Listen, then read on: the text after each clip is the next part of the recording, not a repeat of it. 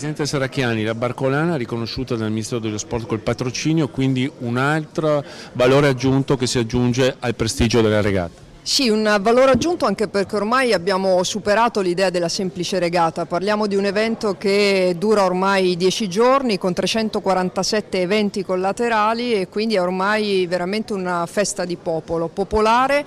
come la partecipazione delle diverse barche, ma è popolare anche perché ormai coinvolge non soltanto l'appassionato sportivo, perché resta comunque un importante evento sportivo, ma anche chi ama la cultura o il turismo, e credo che sia il modo migliore per presentare al meglio la nostra regione, ma anche per presentare al meglio il nostro paese, visto che ormai sono coinvolti davvero da tutte le parti del mondo e che è diventato un evento estremamente conosciuto. Presidente, anche come media partner nella RAI, quindi l'opportunità di far conoscere il territorio in campo nazionale e internazionale. Sì, questo